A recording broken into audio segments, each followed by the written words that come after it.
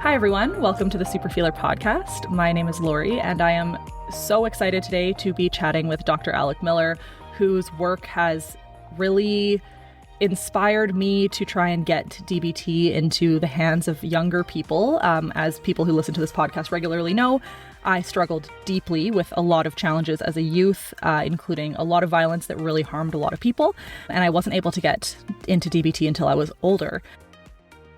And so, Alec, I'm wondering if you would be willing to share a little bit about yourself, where you work, what you do, and what brought you to this work. Yeah, thanks, Lori. Great to be here with you today. I am a clinical psychologist by training. My current roles are I'm co-founder and co-director of a group practice called Cognitive and Behavioral Consultants, where we do treatment and training. I also am a clinical professor of psychiatry and behavioral sciences at the Albert Einstein College of Medicine, where I do some teaching to psychiatry residents and interns and fellows. And I am the proud co-founder of a nonprofit foundation called the Access Psychology Foundation. So I wear a few different hats, and I do a lot of treatment, and I do a lot of training of professionals in different parts of the world, and a lot of supervision of my student therapists that I work with as well. So I have a very kind of diverse range of activities that I do. But I also am the co-developer of DBT with adolescents with Jill Rathis and Marsha Linehan going back 30 years, so I can tell you a little bit about that. So I am a clinical psychologist by training, but when I was 17, my father sat me down and told me that his father died by suicide when he was 17. And so I went off to college wondering, how do people who are suicidal deal with these things? What are the treatments? Turns out there weren't too many in those days at all. And I went on a journey of kind of becoming a psychology major in college and then trying to understand why and how people become suicidal and what can we do to stop it. And so when I went to graduate school, there were no treatments that were actually known to be effective. So my colleague Jill Rathis and I got trained by Marsha Linehan in a treatment called DBT, dialectical behavior therapy, for suicidal adults with borderline personality disorder. But I was running a clinic for depressed and suicidal teenagers at that time. And so I felt like I needed to do something for them. And so we adapted Marsha Linehan's treatment for suicidal multi-problem youth in the Bronx, New York. So that's kind of where my journey started. So family got me interested in understanding and then kind of having an opportunity to run a clinic for depressed and suicidal teenagers. And then we learned about DBT and then started adapting her work for multi-problem youth in clinical settings and then later in school settings, which I'll tell you about. Yeah, which is so cool. That's such a fascinating story to get into this work. This is one of my favorite things to ask, because this kind of work and this population of people, a lot of people avoid working with because it's really challenging sometimes. And to me, obviously, it's my favorite group of people to work with. But yeah, the fact that you have that lived experience and didn't know that or family lived experience until you were 17 is really fascinating. Out of curiosity, and we can totally cut this, did your family struggle with mental health challenges as well because of your, either genetics or your grandpa's suicide? There's some family history of depression in my family. On my father's side in particular. And so, and my grandfather, I think, apparently did struggle with that. He was laid off from his job in New York City. But yeah, and there's some sequelae certainly from that, from having someone who dies by suicide in one's family, of course. But the positive sequelae of that, Lori, actually was that I became a psychologist. My father was a psychiatrist. He went off to... Oh, cool. So and then I became a psychologist. My younger sister became a psychologist. My first cousin, my dad's brother's daughter, became a psychologist. So it got us all inspired to join the helping professions and try to do more to help people who are struggling. So that's the lemonade out of lemons, if you will. Yeah, there's always positives to every negative, I think, even if they're really hard. So I'm so happy to hear that your family really kind of took this and ran with it, because you've helped millions of people. So can you tell us a little bit about the DBT for adolescents and how it differs from, I think people that listen to this podcast know DBT, dialectic behavior therapy, pretty well, but how does it differ? So, good question. I think, first of all, when Jill and I were doing this in the Bronx in 1995 and trying to figure out how this could look with adolescents and families, we adopted Marshall Linehan's adult manual, as one should, before you started adapting. And we found out, based on our focus groups with patients and families, that the language was too sophisticated, the examples were a little bit too far afield, the activities, some of which were inappropriate for 12-year-olds to do, Yep. which is fine. And then we realized there were some skills that could actually be added to the mix as well. And so Jill and I recognized that teens and families were getting very polarized on opposite sides of the Grand Canyon in terms of understanding one another. And so that was non-dialectical interactions, invalidation that was happening between them. And sometimes the families were kind of punishing effective behavior and reinforcing maladaptive behavior. So we came up with a Walking the Middle Path skills module to address specific issues that came up in families. So we added how to think and act more dialectically within oneself and intrapersonally and interpersonally, how to validate other people and how to validate yourself. And even though it was in Marsh's adult manual in the give skills, we felt we needed to give it its greater due in teaching more specifically how to validate in a more depth way. Yeah, I think And the give skills get kind of forgotten sometimes. yeah. Yeah. And there's just a little V in a four-letter Yeah. word, and it just doesn't get enough due, as you said. So we spent a whole week on that in the adolescent work. And then we added behavioral principles of what's positive reinforcement, what's shaping to help your teen or yourself move along, as opposed to expect them, if they're school refusing, to show up full-time at school tomorrow. That's not going to happen. And what's effective punishment and not overusing it. So, we want to use it as a last resort, as a consequence, where sometimes out of desperation, parents are overusing punishment and forgetting about positive reinforcement. So that's walking the middle path skills, which were added. So there's some new skills that we added. We modified and added some think skills, which you may or may not know, in terms of increasing compassion for people with whom you're upset. But then we've also added modes. So in addition to individual therapy, in addition to skills training group, which we made a multifamily format, which I think is really important, not to get scared to bring multiple families into I have the a lot of questions about that because that comes up a lot for people I know that have gone through it. Yeah. Anyways, So continue. I would love to wax eloquently on that topic in a moment. Thirdly is we provide not only coaching for the teen client, but coaching for the parents, skills coaching while they're in skills class.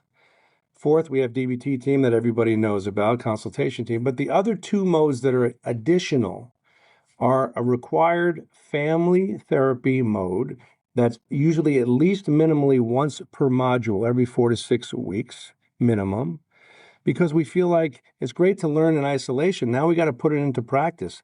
Not that the family is necessarily inherently invalidating or their root causes of the teen's problems necessarily, but they could be better support.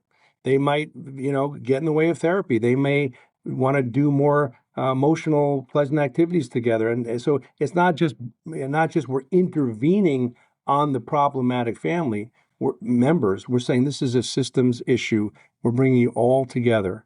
And let's be honest, there are often times with an emotionally dysregulated teenager, you can have the most skillful parents, and yet they're getting dysregulated and feeling ineffective too. Of course. Yeah. And for those parents who are really struggling, we also offer the sixth mode of parenting sessions, like a curriculum specifically for parents or as needed. So that's optional, number 6. So those are the 6 modes. So we've expanded the intensity given that we're working with a system. Mm-hmm. Wow. I mean, there's so much in there that I'm curious about. But maybe I'll start with this concept of bringing the family in, because, when I was growing up, even before I was diagnosed, when I was like a late teenager, I remember, my mom having a bunch of BPD books lying around, like suspiciously, Mm-hmm. and I was pissed about it. I was so upset that she had these books. And obviously in hindsight, I'm like, wow, she was really trying to learn and really trying to better understand. And as an adult, I can see that was could have been really valuable. But there is often a lot of adversarial dynamic between a child who is struggling with these challenges and their parent for a variety of reasons. How do you even get them in the room together without causing more conflict? No, it's a great question. And uh, I used to be anxious about having those family sessions for that exact reason. I didn't want to have July 4th fireworks all year round. I just wanted to save Yeah, those on July 4th. But nevertheless, what I've discovered is that if you orient the families ahead of time in a compassionate and non-blaming way, that everyone here is here to learn skills. So even in the intake, I asked the teenager, which of these 5 problem areas apply to you? Mom and Dad, do any of these problem areas do you think apply to Lori over here? Yes. And by the way, Mom and Dad, do any of these problem areas apply to you yeah, individually? Oh, yeah, I guess some now, some when I was a teenager. Okay, so now we're de-identifying it as a single patient problem, and everyone could benefit from learning skills. And right out of the gate, Lori, I'm saying I myself am working on these skills all the time, totally. myself, with my wife, with my kids, with my colleagues, with my clients. We're all in this together. As a result, are you willing to come with your teenager to our multifamily group and learn these skills? So first I want them to acquire the skills. We're not throwing them right into family session on week one. Yeah, okay. So you're learning the skills in advance so that you can Oh, some. regulate better. Yeah, At least understand the orientation of the biosocial theory, yeah, understanding some mindfulness and non-judgmental stance. Then within a few weeks or so, I want to tell them we're going to partner. They're partners with us as a team to work with Melissa over here to help her with her issues, but also with yours. And so the first session, I have house rules.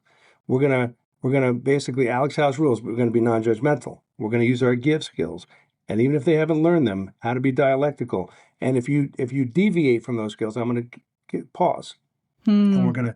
I'm gonna coach you as a family in the moment to even use those skills right on benign topics first. We're not gonna rip off the Band-Aid and talk about the most difficult thing on session one.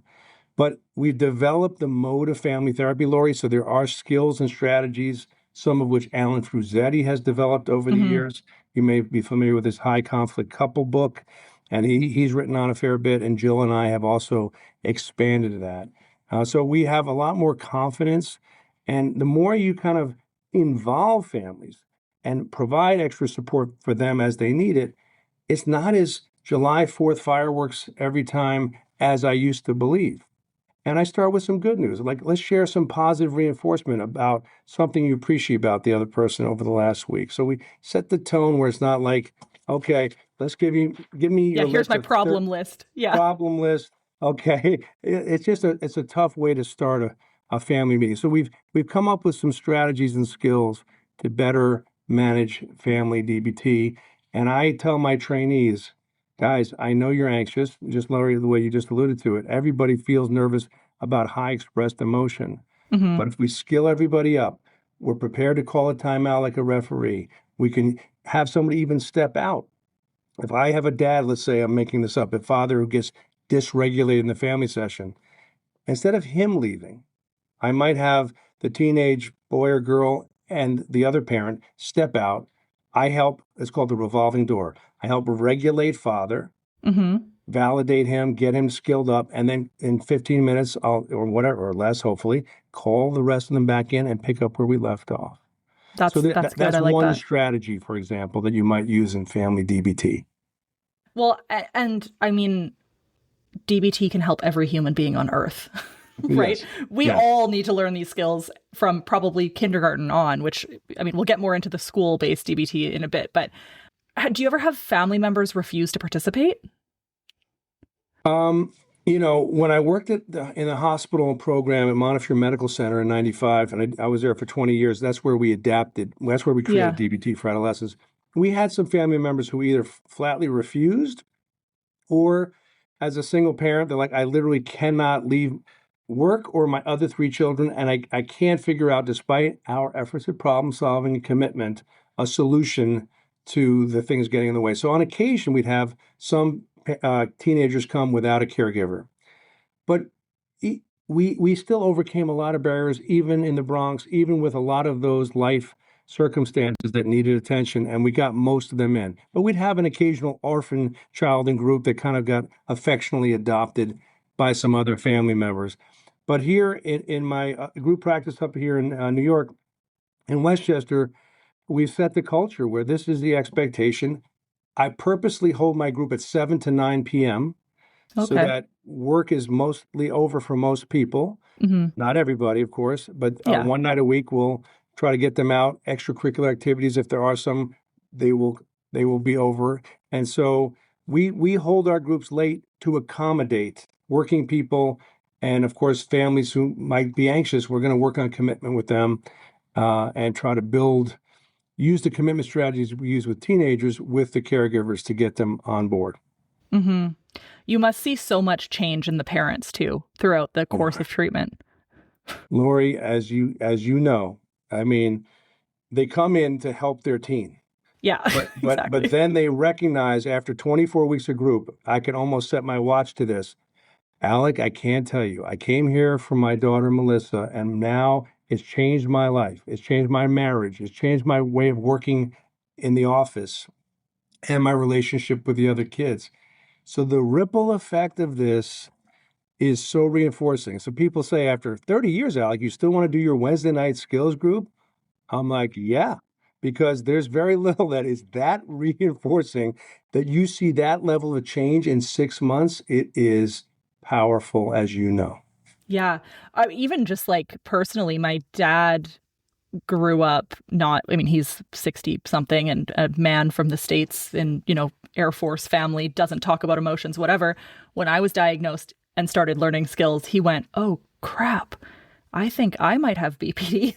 And a Yeah. lot of things, he had to come to terms with a lot of the Mm, challenges mm, that he's had throughout his life because you just never even addressed it. And it was always the kid's problem until he realized it was actually there's a genetic component, we mm. definitely are more similar than we are different. That's amazing that he had those insights and then came along with that. That's Hmm. fantastic.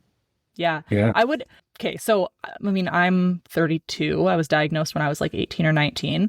And the period before my diagnosis, I hurt a lot of people. Like, there's no other way to say that, right? Physically, emotionally, all of the things. And I didn't have access to something like DBTA at the time. Do you ever work with families who are past the adolescent phase to try and repair some of what has gone on in the past? Because it seems like this model would be very beneficial for people who are trying to repair former harm. Oh, 100%, Lori. I mean, so there are plenty of families that we see who are, meaning young adults who are either still struggling with their parents, even in their 20s, you're saying, and do we help them acquire, like basically do young adult DBT, which we have a SAGE young adult program, which is Yeah. intensive, but also just working with families to do some healing Yeah. around how ineffective things were, I think is what you're saying. And Yeah. how do we do that in a kind of compassionate and controlled environment so that people are skilled enough to talk about and repair some of the pain. And I think that is something I see a lot with my young adults and even older adolescents where they're coming out of the crisis, they're not in the fire, and now they Yeah. feel some sometimes the teen or young adult feels shame and not knowing how to address it, and the parents are walking on eggshells like we don't want to talk about it and put gas on a fire, so there's just kind of a little bit of avoidance around that. Is that what you're saying? And Yeah, totally. I think um, that happens for a lot of people once they kind of get into the more like recovery focused part of their life.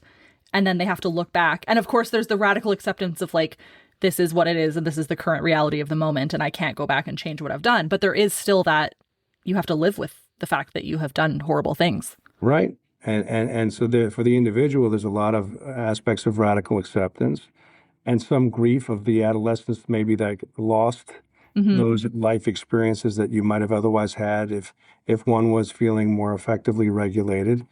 And for the parents, there's sometimes a little bit of grieving of what they lost in terms of those years and times of more pleasant experiences that they missed out on for a year or two or 5 or 10. and how do they radically accept and forgive? And so there's so many skills on both sides, I think, that are requisite to make that recovery happen as a family and heal. But I've seen that, yeah, I've done a fair bit of work with families in that domain, and it's that's also very rewarding to get through that. But there can be serious impasses that take some time, and some would argue there could be trauma Oh, for sure. On all sides. on all sides, right? And so there may need to be real trauma work, and Melanie Harned's work on prolonged exposure, if that's the case. But at a minimum, a lot of the emotion regulation and distress tolerance, and, well, frankly, all the skills would be useful to help work through that. Yeah. You said that you started your work with depressed and suicidal youth. One of the things that I think is a misunderstanding of a lot of people is this whole concept of like, you can't diagnose BPD until you're 18, which to me was a big flaw because I look back at my medical records from when I was 12, and you look through it and you go, okay, of course this girl, like, she needed DBT desperately At from age like 12, the age, right. or years earlier. before that, before I got to psychiatry, Yes. And so I think there's obviously DBT can be used for many different challenges now, which is great. But what are your thoughts on this resistance to diagnose before 18? Because I'm sure you run into this. Oh, yeah. Yeah. And I've written some papers on this, and I have some thoughts on that topic. I do believe, and by the way, the population that you described, I work with depressed and suicidal adolescents, many of whom had borderline features or the disorder itself. I didn't go on to say that part of it. The clinic was the adolescent depression and suicide program, but many of whom had features of BPD, a full diagnosis of BPD, Well, kind and of like Marsha's work, right? She didn't go into it to study BPD. Her population just ended up being very focused on BPD. Yeah. exactly right. Exactly right. So in terms of the question and diagnosis, I feel like there's been a stigma. So if you look it up, as you probably know, years ago, people were like, oh my goodness, that's a terrifying diagnosis, and it's refractory. It doesn't get better, and you're sentencing this person to a life in Siberia, right? So that was the association, and from a Kernbergian, and there was thoughts of object problems with object constancy and object relations and projective identification, all these psychodynamic defenses that made clinicians come to the clinical room anxious and non-empathic.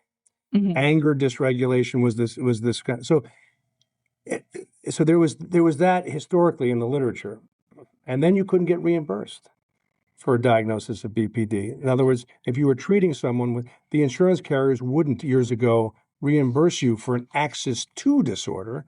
Because they weren't treatable, quote unquote. Weren't treatable, and it wasn't a traditional mental disorder on Axis 1, the major mental Interesting. disorders Yeah. like mood disorders and so on and so forth. So there was that problem. And then you bring the developmental aspect to it. Well, when does a personality fully crystallize and congeal? Is it at age 12? Should we give a personality disorder to a 12-year-old? And so there's those controversies, which I understood.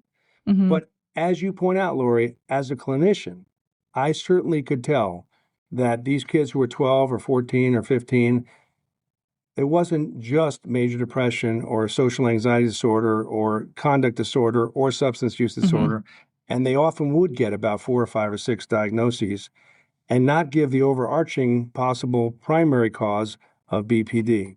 And so I looked at the literature, and definitely there were community and clinical studies that showed that the existence of BPD did take place in early adolescence and adolescence. And so there was some data to support it. The question is the stability of the diagnosis, because you could argue any adolescent could look like they have 1 point, yeah, at any one moment, right? And so as the DSM-4 and 3 said, if you have criteria that last for more than a year unrelated to another major mental disorder, you could actually apply the diagnosis. So I became an advocate to apply the diagnosis where it fit at whatever age. And I got plenty of heat and pushback on that. I'm sure. And I said, the only reason I'm doing this is well, for patients to better understand themselves what this composition of symptoms are and but more importantly, to get the right treatment.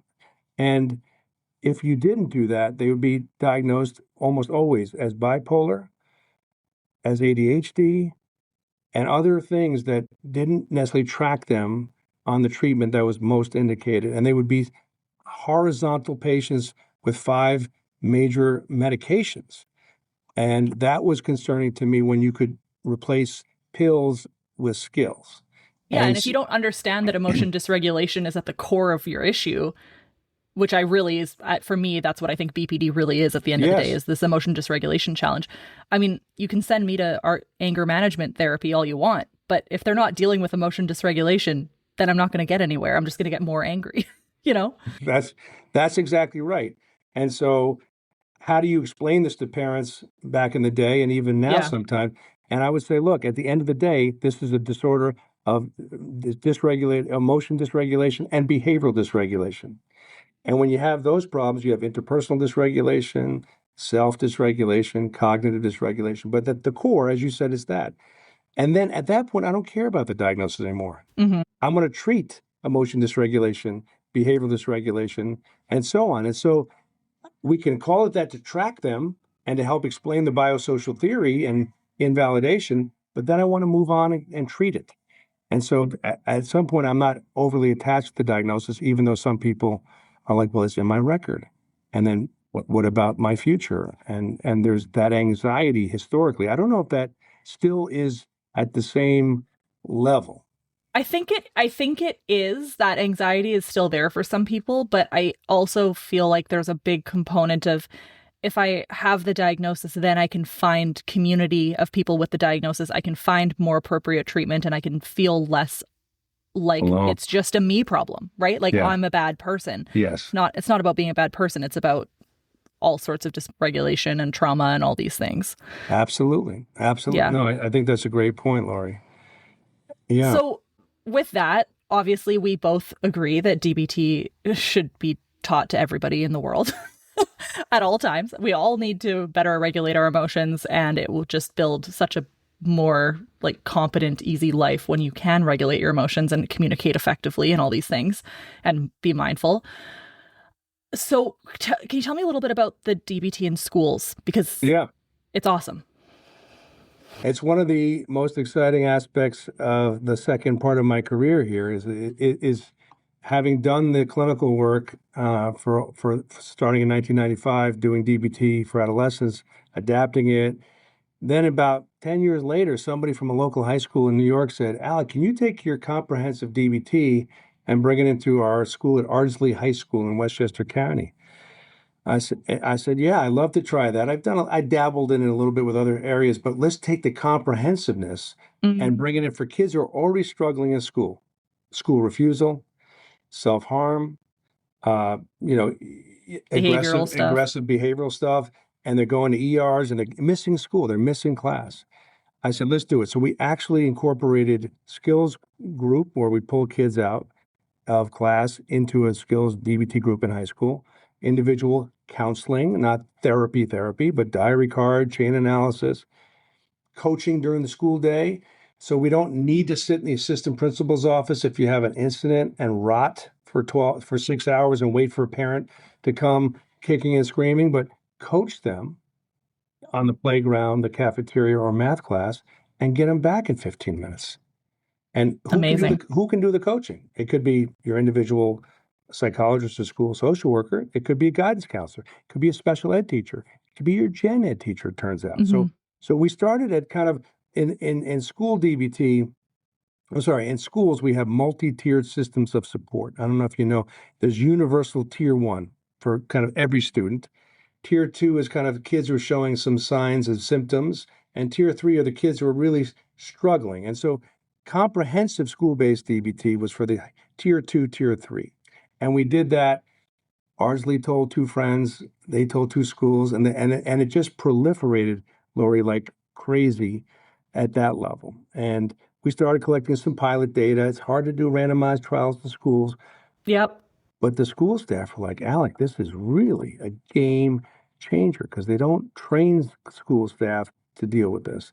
Administrators were happy because it costs a lot of money to send kids out of district for special educational services and so on. So everyone was kind of getting happy. And then Jim and Liz Mazza approached me and Jill Rathis and said, can we take your adolescent skills and bring it at a universal tier one level? And that's where the birth of DBT Steps A came into play. Sorry, just really quick question about the tier 2 and 3. How did you fund that? So a lot of the schools had special monies from special ed or other resources, and certainly so that was going on before COVID, and then COVID came, and there was a lot of COVID money that was devoted to mental health as well. Of course, and so unfortunately, it's diminished a little bit the last few years for a lot of reasons. Whole lot of reasons, yeah. So, but we don't need to list all of those right now. That'll take up too much time. But that, as we all understand, that I have a feeling that'll come back because kids turns out are still struggling despite what some people think. But anyway, they found funding, and the well-resourced schools, it was easier. The less resourced schools, it was more challenging.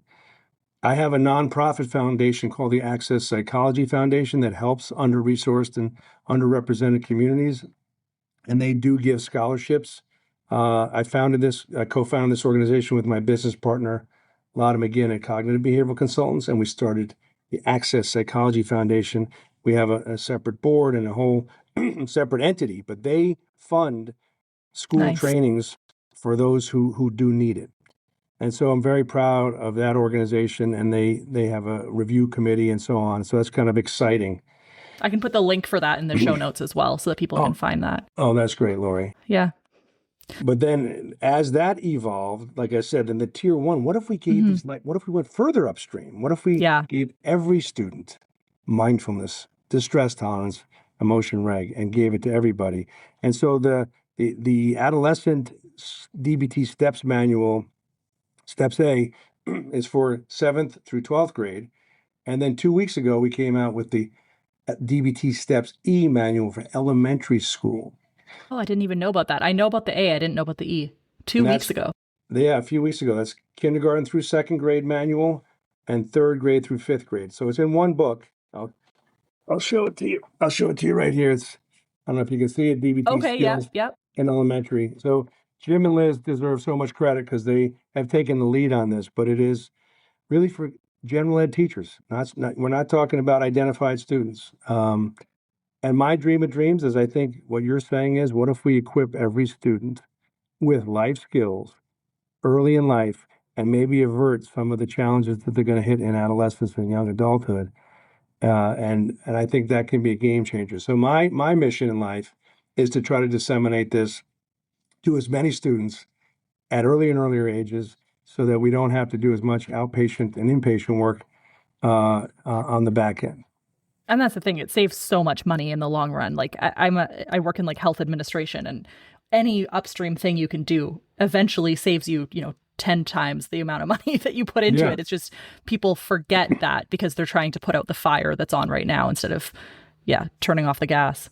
So there's the financial advantages that you highlight, and then of course the lives of those kids and their ripple effects in their relationships and their capacity to learn, as Jonathan Haidt tells us every day about how the adverse effects of a phone-based childhood, and they don't have the mindfulness capacity to pay attention for more than 5 seconds before another notification distracts us.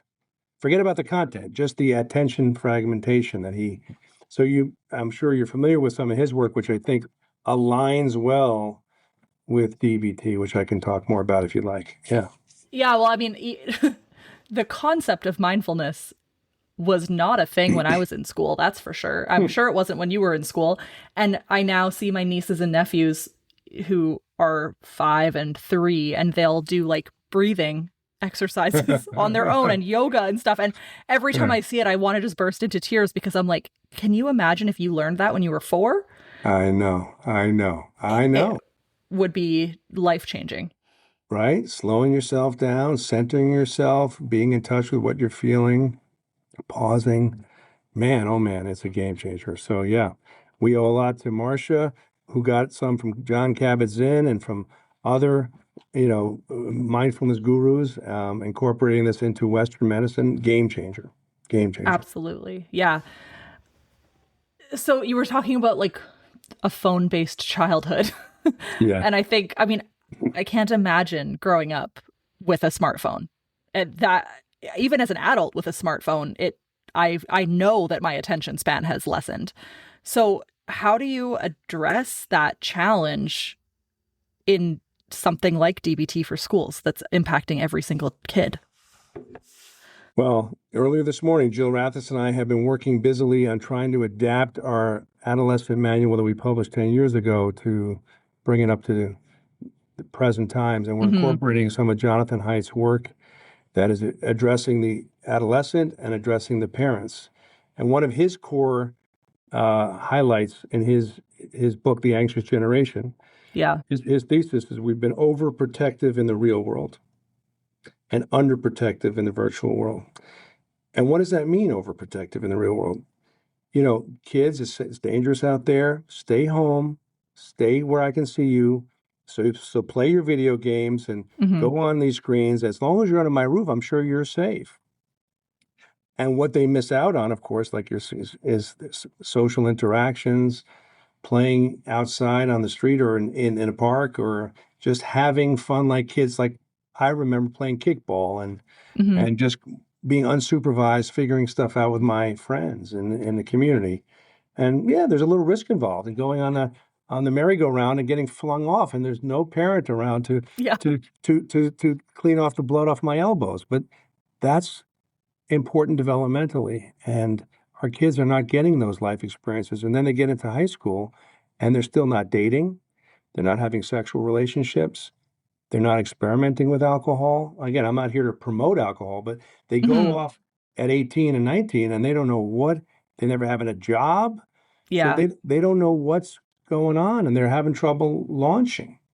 So the overprotection has a lot of implications. And so we talk to parents now, we will be talking more to parents about that, just overprotection. And then the underprotection in the virtual world is how do we limit? We can't get rid of it, but how do we moderate the screen use? And we give the teen and parents some tips about how to do that. And the Surgeon General came out a couple of years ago saying, I don't know if you know the magic number, but uh, he came up with 3 hours or more Hmm. you double the risk of anxiety and depression among Wow, I youth hadn't heard that. who are on these apps. And so 3 hours is still to me a lot of time. I'm not talking about doing your homework on your laptop. So Just scrolling. yeah, Yeah.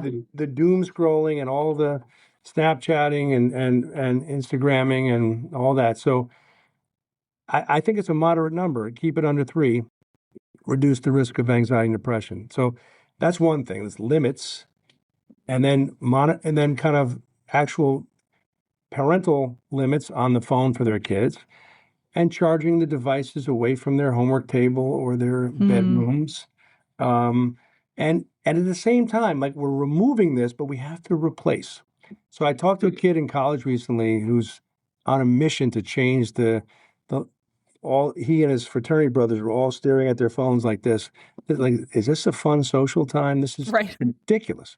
So he said, guys, basically, I'm going to put your phones in a basket and we're going to paint for the next 2 hours. I gave everybody a canvas and they were like, this is weird. And then they did it. And they're like, dude, when are we coming back for more?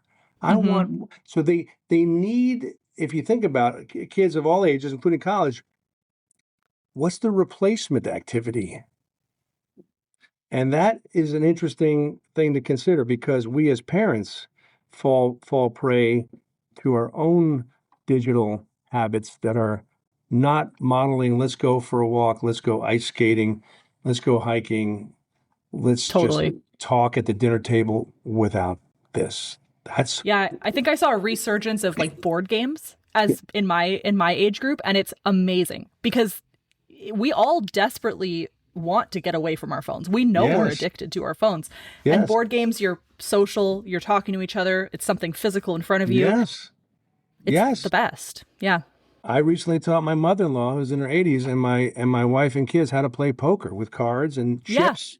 I mean, no money was exchanged. I, Yeah. I wasn't was going to clean up for my mother-in-law. Yeah. So, Yeah. Yeah. all right, One great. day, though, once she's played once, no, I'm just kidding. That's fair game. But exactly, exactly. She's competitive though. She probably would have liked to have some money in it. Yeah. But to your point, it was just a shared pleasurable activity, not on a screen, somewhat novel, right, for Hmm. them. So Yeah. that was such a joy for me to teach That's them awesome. something new like that. Yeah. Yeah. So there is that kind of attention piece. There's the Jonathan Haidt talks about social deprivation, sleep deprivation, Hmm. which is I can't underscore, Lori. I'm glad I'm actually bringing this point up to you. There's attention fragmentation, sleep deprivation, social deprivation, and what am I forgetting? Addiction. Addiction. The sleep deprivation, though, most kids under that have been studied are getting less than 7 hours of sleep a night. And you probably know the recommended dosage of sleep is probably 8 or 9 for healthy development, metabolically and mentally, and so on. So and they're going to, this is like a pacifier, Totally.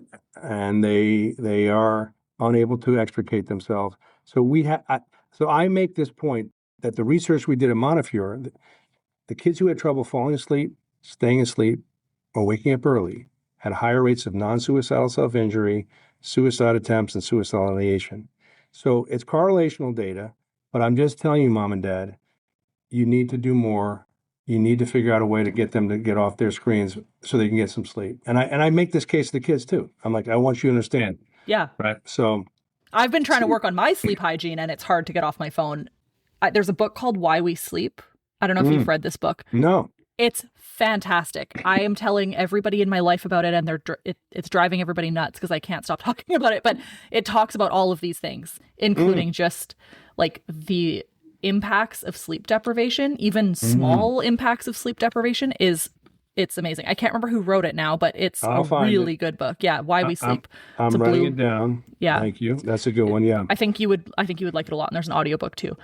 Can I make one point about what you're Yeah, saying, Lori? yeah. So once we discovered this based on the research we did at Montefiore, we started creating the sleep hygiene protocol in our adolescent skills manual, which was right out of the gate a game changer. So I, on the Mm-hmm. diary cards with my patients, track what time you go to bed, what time you Nice. get up. I get baseline data, and almost every patient, I'm going through the sleep hygiene protocol, which falls in the emotion regulation module Mm-hmm. as a supplementary handout. We're going to also have tips for tech, and we're going to also have tips for healthy eating. So that's all in there. But the sleep has been there for a long time, and I wanted to make a plug for that for anybody who's working with young people and older people, as you said, who would benefit from reviewing some sleep hygiene because it's such a vulnerability. Not only we knew it was a vulnerability for anxiety and depression and bipolarity Mm-hmm. and even inattention at school. What we didn't know until we did that study was its impact on self-harm and suicidal Yeah. ideation. So that was an important publication from 9 years ago. Yeah, no, that's super important. And people just, I mean, the amount of people I know that are like, oh, I get like 3 hours of sleep and I'm fine. And I'm like, no, but you're not fine. There's some, like, you might think you're fine, but this is not normal. And you could Yeah. be functioning at a level that is completely different than what you're functioning at now. That's amazing that how long can they go for 3 hours and think they're feeling fine? I mean, I can imagine a day or so, but I don't know how you go Yeah. for weeks that way. Yeah. Well, in that book, they talk about the impact of sleep deprivation on driving. And I think it's under 4 hours of sleep is more dangerous than drinking and driving. Oh my God. And the amount of times people drive with 4 hours of sleep and don't even think about it, it's wild. That's an interesting stat. Yeah. Yeah, Yeah. highly recommend that book. Um, so there are lots of parents who listen to this podcast, and a lot of parents who are struggling with their kids, teens, whatever, who are like, my kid is so dysregulated and, you know, self-harming, violent, suicidal, using substances, all of these things, and they have no idea what to do. What do you tell them? Well, there's a lot of ways to think about that, Lori. Do you mean how do we first have the conversation that they think their kid needs some help, or that they recognize that their kid is behaving or acting or feeling in certain ways that give them concern, using I statements like, I'm worried about what's going on right now in your life and our life. And because I love you, I want to have a conversation that is difficult because I'm worried if I bring this up, you're going to slam the door and curse Yeah. me out and tell me I'm an idiot and tell me I know nothing.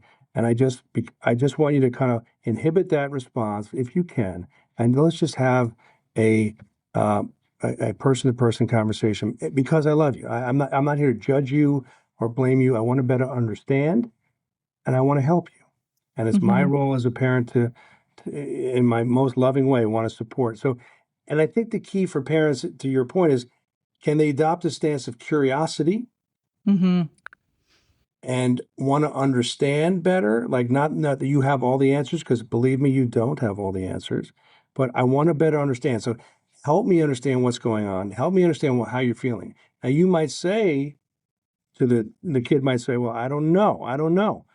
That's okay. You don't have to know, but I want you to know that I worry about you and I want you to kind of feel better and get help. And I want to know if I can help you with that. Like, I don't know if I'm the answer as a mom and dad, but I can at least figure out who we can get some Hmm. support from. So first, before you start saying you got to go to treatment, you're Yeah. crazy, you're out of control, and when we get anxious as parents, we start saying things to fill the space, and our own anxiety comes out as a secondary emotion of frustration and irritability and anger. And what I want the parents to do is focus on their primary emotion of worry and concern and feeling ineffective, even. I'm feeling ineffective as your mom or dad, not sure how to best help you. And I want to better understand what I can do to help. So it's be vulnerable if you can, and not judgy and blaming. And I think that can shift and pause and stop talking and let them share anything. And it Hmm. may not be a one-time only conversation, but what are your other thoughts about that, Laura, yourself? Yeah, well, I think I really appreciate that approach. And also, as the kid who was like, fuck you, mom, I don't want to blah, blah, blah, slam the door, hit things, punch holes in the walls, kick doors down, all of those things. I think that's the part that's so hard, right? Is the parents, especially with non suicidal self injury, parents panic so much. I get so many people messaging me saying, my kid's going to kill themselves, they're self harming. And I'm like, well, first of all, not actually as related as you think for most people. It's a coping mechanism. But for the kid who just refuses to acknowledge or understand that there is anything wrong with them, I I guess the parent has to do their own work. But what else do? You Yeah. can't forced treatment, that's a whole debate, but forced treatment doesn't really work most of the time. Well, so yeah, no, these are great points I think you're bringing up. So in addition to kind of saying, are there, being as vulnerable as you can be as a parent, it sounds like it wouldn't work for you in that case, Laura. You're like, I don't care. You can be Yeah. vulnerable, mom or dad. I don't care what the hell you're Yeah, saying. yeah. So, but still, try to fall on the sword, try to approach this non-judgmentally with curiosity. If that's not working, you might want to say, let's have a meeting with the school psychologist, school Hmm. social worker who's a professional who might be able to give some other light, shed some other light before we do outside treatment if we need to. You might also build in reinforcers behaviorally, like what if we can kind of have a conversation, like reward positive behavior and don't just consequence problem behavior. So Right. think as a behaviorist. This is the behavior I want to see. What might he or she like that will be reinforcing? Um, if that still doesn't work, you may have to start applying consequences, like if Hmm. they're not going to school, if they're breaking holes in the wall, and if they're really being aggressive and unsafe, and it sounds like, Lori, you were kind of describing some of that in your youth, Hmm. I have a very high threshold for treating kids in outpatient care. But when it becomes that there's someone's physical safety involved, and that could be Yeah. you, the teenager, or the caregiver, or both, and there's a major destruction of physical property, that does bring up the threshold of risk in terms of what I call kind of mental patient behavior that may warrant mental hospital. Yeah. And so we can tolerate a lot of dysregulation, but if there's hands-on, if there's and you even kicking or breaking the wall, you might have injured your hands and feet and Yeah. other parts of your body, I'm going to guess, right? Yeah. Yeah. I mean, it was mostly directed at others. I mean, I did destroy a lot of property, but I also, my consequence was learning how to repair walls was one of my consequences, which Well, is a good one. that is a good one. That's a really, I was gonna say that Yeah. if it's not hurting you or other people, then the consequence should be not only repairing the hole in the wall, as Marcia would say, which is the correction, but the Yeah. overcorrection is then paint the entire room. Right, right, right. Yeah, totally. Well, and I think because earlier you said, when you're having this conversation with your kid, like, try and fall on the sword and that kind of thing. And I think that's where parents get where there's a really fine line there, where parents sometimes stay in unsafe situations without setting a really strict Yes. boundary. And I would be curious as to your thoughts. Like you said, hands-on. There's a lot of parents that are or family members that are being harmed by their kids. Yeah. Who are dysregulated, and they don't feel safe. I mean, my mom used to say, like, I felt like I wasn't sure if I was going to wake up in the morning. I was so worried every night. Well, that's awful, right? Like the fact that I have to now, I have to live with that was her reality for so long. And obviously that's not who I am now. But at that point, like when can they set that boundary, and what's the line between loving unconditionally, if that exists, and just keeping yourself safe? Great point, Lori. And so you're not going to be surprised with my answer. I don't know if you can read my bracelet. Can you read what that says? Both. So my answer to your question is, I want the parents to do both. I want them to be non-judgmental, compassionate, and curious, ... And I also want them to hold limits, clarify the contingencies. If X, then Y. Mm-hmm. If you put your hands on me again, I need to make sure you're safe and I'm safe, and I will have to call emergency services. Yeah. Period. Is that a threat? It's a promise. I want to make sure we're all safe. So yes, compassionate, fall on the sword, but I don't want to lose sight as a dialectical behavior therapist. Yeah. There needs to be clarity and consistency. So I don't want parents to say I'm calling emergency services, 911, or bringing you to a local hospital unless you're prepared to do it. Yes. And I think parents, I've had to convey to parents, don't say this unless you're ready, because that's the lack of consistency part. Yeah. But as soon as you're ready, you gotta do it. And the fear is, well, what if the kid's going to say they'll never forgive me? They're going to hate me. They're going to kill themselves if I send them to emergency services. And that is that they're controlling you as mom and dad, and you have to reestablish yourselves as the executive branch of the family government about who's in charge, not in an authoritarian way, but in an authoritative way. Yeah. Expert, concerned, flexible, but limits. And so that's what I would say is both. Totally. That's very dialectic. And I totally agree. And also for those listening who think that, my kid's going to hate me and whatever, the day my mom actually called the police and they came and took my keys away and I was not allowed back in the home was the day that my life changed for the better. It was shitty. It was awful. Don't get me wrong. Yes. But I would not be here today. I would be in jail or I would be dead if it weren't for that moment. And I give her so much credit because I know that was a hard decision to make.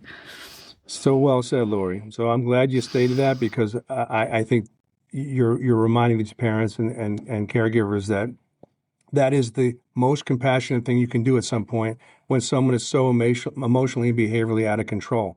They don't have the guardrails to stop themselves. They need an authority to help them get there. And so kudos to your mom for that. Totally, 100%. You were pissed. You were pissed at her. Oh, for sure, for years. Yeah. But I give her so much credit. Yeah. Exactly. Yeah. Totally. Okay, so we're almost at an hour here. I'm curious, is there anything that we didn't talk about that you were super interested in talking about? Well, I mean, I guess the only other thing that's kind of interesting is that the new adolescent manual that's going to come out in the fall is going to contain not only subject matter regarding a phone-based childhood and how to help parents and teens with technology. But we're going to have a whole host of general handouts on executive functioning, Mm. how to prioritize, how to plan, how to organize, how to set yourself up for success independent of DBT, but also using the DBT manual in terms of how do you get your homework done, Yeah. DBT homework as well as school homework. So we have realized Marsha Linehan talked about self-management skills years ago, Hmm. and we were like, what is that exactly?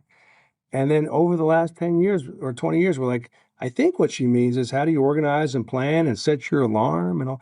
And easier said than done. No one's teaching you that, just No. like no one's teaching emotion regulation skills. So we decided in our latest edition that'll come out in November, our second edition, how to teach self-management skills to help by themselves as well as to help learn DBT even better. So I'm excited. Wow. I'm excited about that additional contribution to our updated manual. Of course, there's other things too, but those are a few Yeah. things, including things just for parents, more handouts just for parents in there as well. Is Yeah. that addition primarily because you've seen just the uptake or the increase of ADHD diagnoses and people's I mean, which I personally think has something to do with our phone addiction also. hmm Is that Um, part of I, it? I think that's part of it, but the inattention and distractibility and trouble with organizational planning can be coming from anxiety, Hmm. depression, and just lack of skills. Like some Yeah. people are better endowed with a three-pointer, and some have to work a lot harder at it. Hmm. And same with every other skill. So, but yes, it is worse, and the phone and ADHD and so many factors that we decided we can't just say try to schedule and do better. We got to teach them how to do it. Yeah. So that's going to be embedded in the manual too, which we're excited about. You should make that for adults too. Yeah, Although, right. although, do you think it differs much? Other than I guess you're maybe more of a focus on homework as a Yeah, youth. but we're literally working on this morning. We have examples of applying it to work and jobs and stuff. So Hmm. we're addressing parents too and making it applicable to them. So I think a lot of the materials will be very applicable to our young adult and adult populations as well, I hope. So Yeah, well, I know a million people who could use that. So I'm very excited. I will be buying my whole poor family just gets DBT books for Christmas every year. They're probably just like, "Can you please stop?" But it's so true and I'm a very like over controlled person now, which is an interesting consequence of DBT. Mm, Um where so I plan way too far in advance. I'm very anal about schedules. I'm all of these things. So I have to-do lists forever, but there is a downside to that. But when I see yes, people who don't have those things, I'm also like, wow, you could really learn how to time yes. manage better. Oh, And people time don't teach you how management. to do that. Even at work, I work for a large, large organization and I was trying to find resources on time management for team members of mine that I manage. And they were like, we don't have any. Yeah. I was like, It, there's 30,000 people that work here. What are you talking about? We don't have any. It doesn't make any sense. That's amazing, Lori. So Yeah. we have a handout called time management. It's time blocking, time estimation, and then was I right? Mm, Time verification, right? So exactly that. We have steps in the worksheet to. That's one of the handouts. So amazing. we're I'm glad. So I'm glad you see there's a need for that. It makes me happy to hear that. Oh, yeah. I will be promoting that book forever. That's fantastic. I cannot wait to get it. So I'll ask my kind of final question. So, what is your favorite part of working with people who struggle with emotion regulation?